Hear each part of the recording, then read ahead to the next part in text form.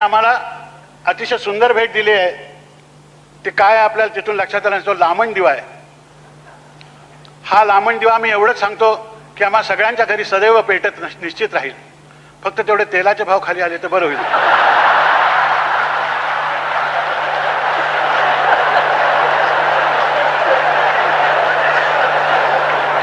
एकेकाळी या महाराष्ट्रात त्यांच्या घरी अत्तराचे दिवे जाळत असत असं म्हणतात. अलीकडे गोडे तेलाचे दिवे जाळणारे लोक आहेत काय असं बोलायची पाळी आली. तेव्हा तेवढे नक्की येतील, पण त्यांना कल्पनाही त्यांनी दुसरा जो दिवा आमच्या अंतःकरणात लावलेला आहे तो स्नेहदीप आहे. तो जो दीप आहे, ती जी ज्योत आहे, ती आमच्या प्राणज्योती बरोबरच मालवली तर मालवेल, तोपर्यंत ती चैतन्याने युक्त अशा प्रकारची राहील एवढं मी सांगतो.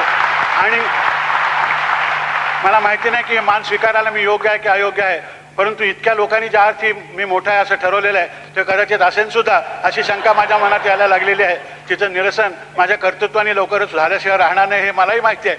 परंतु आपण एवढं प्रेम केलं, एवढं दाखवलं. घरच्या माणसाने इतका घरचा आहेर याला मराठीत निराळाच अर्थ आहे, पण घरचा इतका सुंदर आहे, आयुष्यभर कुठल्या तरी एका क्षेत्रामध्ये धडपडून ते समजून घेण्याचा प्रयत्न करताना मिळतं.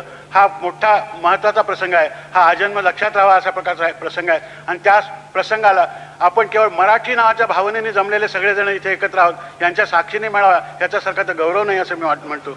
कारण ज्याला आपल्या भाषेवर प्रेम करता आलं त्यालाच दुसऱ्याच्या भाषेवर प्रेम करता येतं असंच मला वाटतं. त्यानं आपल्या आईशी जो प्रेम करतो त्याला मातृत्व म्हणजे काय, त्याचं वात्सल्य म्हणजे काय, त्याचं प्रेम म्हणजे काय ते कळतं. तसं आपल्या भाषेवर प्रेम करणारी माणसं ही जगातल्या सर्व भाषेवर प्रेम करतात. त्याचा दुश्वास कोणीही करत नाही. भाषेचा दुश्वास कसला करायचा? दुश्वास ही निराळीच भावना आहे, ती कोणीही करत नाही. त्या अभिमानाने आपण म्हटलं की हो मी मराठी आहे, मला नेहमी मराठी आहे असं म्हणताना वाटतं की शिवाजी महाराज सुद्धा कधीतरी सोयराबाईंना आजचं पिठलं काही जमलं नाही बरं का वगैरे मराठीत सांगत असतील. ही कल्पना मला खूप बरी वाटते. ही थोर माणसं मराठीत बोलतात वगैरे. तर अशा थोर माणसांनी जी भाषा समृद्ध केली त्यातलेच आपण एक लहानसे आहोत. ही बाकीची मंडळी मोठी आहेत, त्या मनाने लहानसा असून सुद्धा मला तुम्ही मोठा केलात. हे महाराष्ट्र धर्माला जागलात की नाही मला माहिती नाही. तर आपल्याकडे सामान्यतः मोठा मनुष्य असला तरी आहे ठीक आहे वगैरे असं, नाही तर चढून जाईल अशा प्रकारची आपल्याला काहीतरी भीती असते. आम्ही आता अशा वयात आलेलो आहोत की आता चढून जायचं असलं तर कोणातरी खांद्यावरच चढून जाणार. त्यामुळे ती भीती बाळगायचं काहीही कारण नाही आपल्याला. तर आपण हा जो सन्मान केलात याबद्दल आपल्या सर्वांचे मी अत्यंत मनापासून आभार मानतो आणि धन्यवाद देतो. कारण दुसरे शब्द नाहीत माझ्याकडे ते बोलायला. म्हणून एवढं सांगतो की आपली आजचा क्षण हा आयुष्यातले जे अत्यंत परमोच्च आनंदाचे, कृतज्ञतेचे, श्रद्धेचे क्षण आहेत त्यातला क्षण हा आहे. त्याचा अनुभव मी घेताना तो शब्दांनी व्यक्त करण्यासारखा नाही. आणि जे शब्दांनी व्यक्त करण्यासारखं असतं ते काय फारसं सांगण्यासारखं असतं असं मला वाटत नाही.